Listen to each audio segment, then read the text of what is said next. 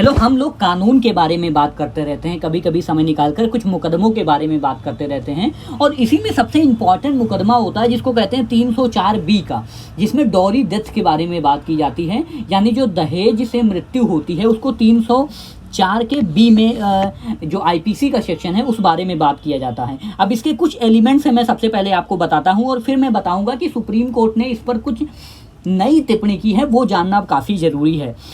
सबसे पहले देखो क्या होता है, जो कोई पत्नी किसी की पत्नी होती है और उसकी शादी को 7 साल से पहले, इस एक्ट में ये लिखा गया है, इस कानून में, इस आईपीसी की धारा में ये लिखा गया है, sorry this is not an act, this is a section of IPC. ये आईपीसी की एक धारा है जिसमें ये कहा गया है कोई भी विवाहिता स्त्री है अगर उसकी 7 साल शादी से पहले, ठीक है, मतलब 7 साल के पहले अगर कोई घटना होती है उसके साथ जिसमें उसको जलाया जाता है या उसके बॉडी में इंजरी की जाती है ना, शरीर पर क्या किया जाता है, इंजरी होती है, या फिर किसी अन्य तरीके से, तो इस शब्द की भी व्याख्या पर सुप्रीम कोर्ट ने एक टिप्पणी की है। तो या तो उसको बर्निंग होती है या बॉडी इंजरी होती है, और किसके द्वारा, आइदर बाई हस्बैंड और बाई रिलेटिव्स, ठीक है, या तो हस्बैंड या रिलेटिव्स में उसके परिवार के लोग, इसके नाते रिश्तेदार, इन किसी भी कारणों के द्वारा अगर उसकी क्या होती है, उसके साथ क्रूएल्टी की जाती है या फिर उसका हैरेसमेंट किया जाता है, और इस सब का कारण क्या होता है कि डॉरी की मांग करना, ठीक है, क्या करना,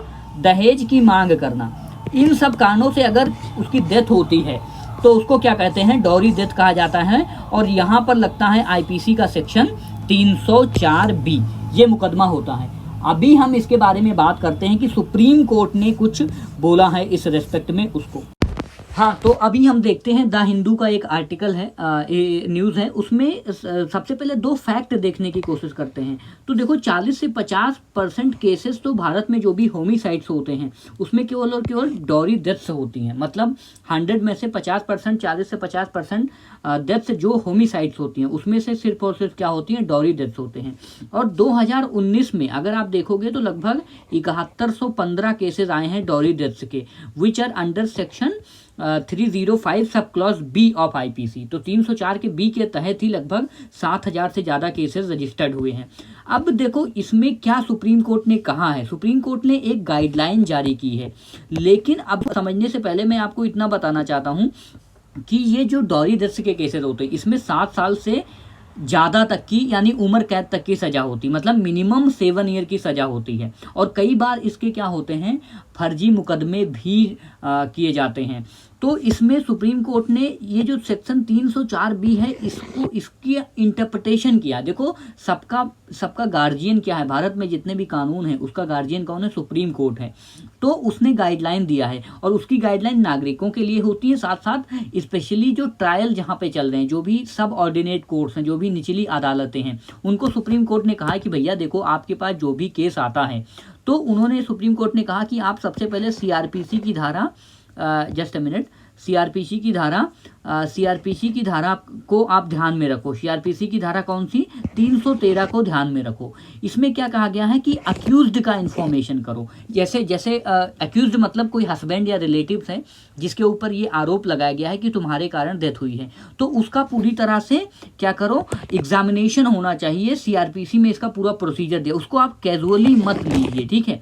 अब दूसरा एक चीज़ और है, एविडेंस एक्ट है ना, एविडेंस एक्ट मतलब साक्ष्य अधिनियम। हम लोगों ने साक्ष्य अधिनियम के भी कुछ स्टार्टिंग में अपने प्लेलिस्ट मैंने बना रखी है, खैर वो दूसरी बात है। तो 113 एविडेंस एक्ट है। अब 113 एविडेंस एक्ट ये कहता है, इसको मैं अगर आपके काफ़ी आसान भाषा में बताऊं, कि कोई भी व्यक्ति जो होता है, कोई भी अक्यूज्ड जो होता है उसको तब तक गिल्टी माना जाता है, उसको तब तक गिल्टी माना जाएगा जब तक उसको इनोसेंस प्रूव ना कर दिया जाए।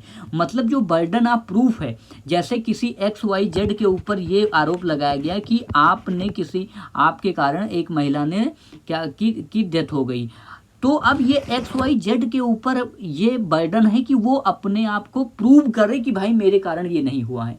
तो अभी तक क्या होता था कि एक टर्म था जिसको कहते हैं सून बिफोर।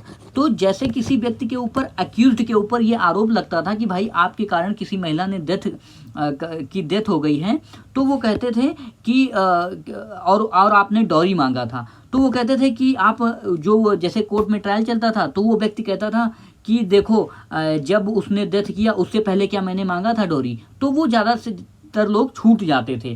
क्यों? क्योंकि जो कोर्ट था वो सून बिफोर को इमीडिएट बिफोर समझ लेता था। जैसे सून का मतलब होता है कि भाई 6 महीने से भी किसी महिला को परेशान किया जा सकता है, साल भर पहले से भी किसी महिला को परेशान किया जा रहा था। लेकिन ज़्यादातर लोग ऐसे छूट जा रहे थे क्योंकि जब भी ट्रायल होता था तो उनके वकील या वो ये प्रूव कर देते थे कि भाई ये जब मरी क्या उससे पहले मैं थोड़ी ना मांग रहा था डॉरी डेथ। तो सुप्रीम कोर्ट ने कहा कि हमें कानून को ये ध्यान में रखना चाहिए कि आखिर कानून बनाया क्यों गया था। कानून का मकसद ये था कि जो सोशल एविल है ना, सोशल एविल है मतलब ये जो सामाजिक बुराई है इसको हमें ख़त्म करना है, दहेज को। इसलिए इस सारी चीज़ों को जो निचली अदालतें हैं उन्हें कैजुअली नहीं लेना चाहिए। तो इसलिए जो 304 का बी का स्कोप है वो बड़ा कर दिया गया है। मतलब अगर कोई इमोशनली भी टॉर्चर कर रहा है, क्योंकि यहाँ पर लिखा हुआ है अकर्स अदरवाइज, या तो जला करके या तो बॉडी में इंजरी पहुंचा करके या तो अदरवाइज भी लिखा हुआ है। तो किसी महिला को अदरवाइज मतलब इमोशनली या मेंटली भी हरेस किया जा सकता है, टॉर्चर किया जा सकता है। और सून बिफोर का मतलब का ये नहीं होता है कि जस्ट पहले, जो अभी तक लोग कह देते हैं कि भाई हाँ जस्ट पहले मैंने थोड़ी ना मांगा था, ठीक है, ये तो आरोप है। तो इसका मतलब ये भी हो सकता है कि 6 महीने पहले आपने मांगा हो और उसका टॉर्चर वो सह रही हो, आपने 3 हफ्ते पहले मांगा हो। तो सून बिफोर का मतलब इमीडिएट बिफोर नहीं होता है, इमीडिएट मतलब जस्ट पहले नहीं होता। सून का मतलब होता है कि आप या कोई व्यक्ति है वो XYZ वो काफ़ी पहले भी मांग सकता है और उसका टॉर्चर, मेंटल टॉर्चर। तो ऐसे केसेस में सुप्रीम कोर्ट ने ये अपनी एक स्कोप 304 के बारे में गाइडलाइन दी है और मैंने अपना कोशिश किया है बेस्ट पॉसिबल वे में समझाने के लिए। Stay blessed, stay safe.